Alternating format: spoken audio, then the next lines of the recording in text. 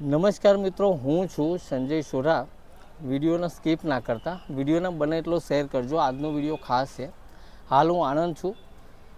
મારા મિત્ર શકીલભાઈ, ઘણી વખત અમારી મુલાકાત યા તો જોડે વિડીયો તમે જોયા જ હશે, પણ આજનો વિડીયો કંઈક એવો છે કેમ કે આપણા જે મિત્ર છે છેલ્લા 4 વર્ષથી સેવાકીય કાર્યમાં જોડાયેલા છે.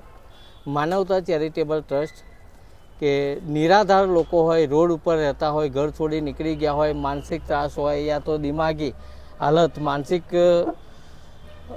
મતલબ કહેવાય ને પાગલપણ જેવું હોય, એવા રસ્તા ઉપર પડી રહેતા વ્યક્તિઓને શોધીને લાવવા, એમને નવડાવવા ધોવડાવવા, એમને કપડાં પહેરાવવા, 2 ટાઈમ જમાડવાનું અને ઊંઘવા માટે મતલબ કે ઓટલો અને ખાટલો બંને વસ્તુ આપતા. સાથે 2 ટાઈમ આપણે રેલવે સ્ટેશન, આણંદ રેલવે સ્ટેશનની આગળ નિઃશુલ્ક ફ્રીમાં 2 ટાઈમ ભોજન પૂરું પાડવાનું.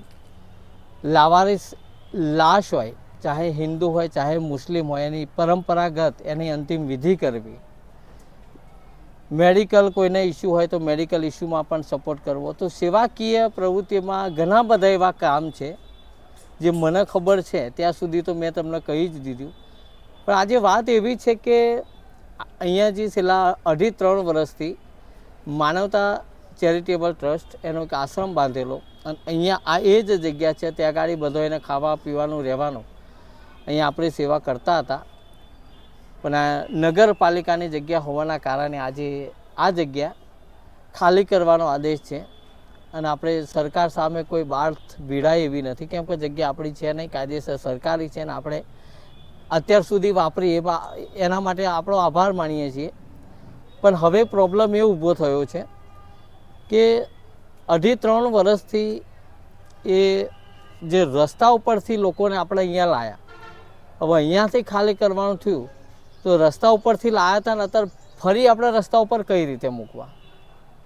વિડીયો બનાવવાનું માધ્યમ એમ છે કે કોઈ વ્યક્તિ એવો હોય, કેમ કે લોકો દાન ઘણું બધું કરે છે, જ્યાં બહુ મોટું સંસ્થા છે, કરોડો રૂપિયાની પ્રોપર્ટી છે, અબજો રૂપિયાની પ્રોપર્ટી છે, ત્યાં જ બધું દાન મળે છે. પણ આવી નાની અમથી સંસ્થા, નાની અમથી જે ટ્રસ્ટ જે શરૂઆતના બેઝ ઉપર છે, જ્યાં ખરેખર દાનની જરૂર હોય, ખરેખર જગ્યાની જરૂર હોય, જમીનની જરૂર છે, તો વિનંતી એટલી કરીએ છીએ કે તમે નાની મોટી સેવા કરો. આજે આ ટ્રસ્ટને હાલ જમીનની જરૂર છે આશ્રમ બનાવવા માટે.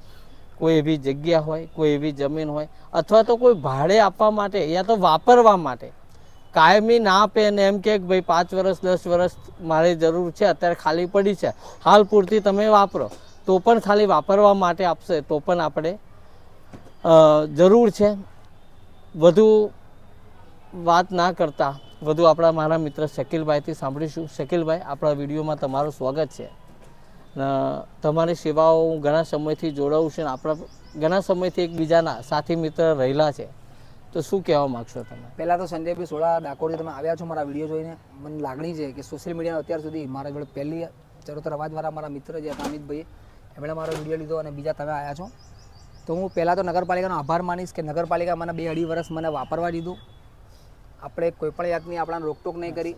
હું પહેલો એમનો આભાર માનીશ. નિરાધાર રોડ ઉપર રહેતા લોકોની વ્યવસ્થા આપણે કરીએ છીએ. એમને લાયો ફરી રોડ ઉપર મૂકી દઈએ એ વસ્તુ 1 નંબરની છે. પણ હાલ પૂરતી મારી પાસે કોઈ જગ્યા નથી.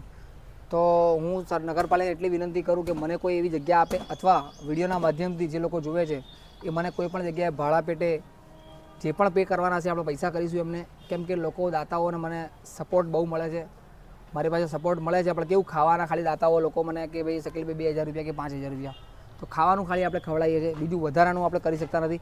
છતાં આશ્રમમાં રહેતા લોકોને ડાયપર, દવા, પેટ્રોલિંગ, ચા 2 ટાઈમનું બધી વ્યવસ્થા આપણે કરીએ છીએ, જગ્યાનું ભાડું બધું કરીએ છીએ.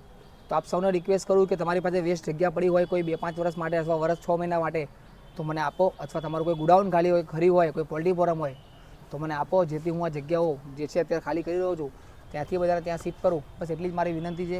અને નિરાધાર રોડ ઉપર રહેતા લોકોને રોડ ઉપરથી તો હું લાવું, ફરી રોડ ઉપર ના મૂકી દઈએ, બસ એટલી વિનંતી કરું છું. અને ના કોઈ નાત ના કોઈ જાત મેં જોઈ છે અત્યાર સુધી માનવતાની દ્રષ્ટિએ. બસ સેવા કરી છે અને કરતો રહીશ, હું જીવીશ ત્યાં સુધી કરીશ.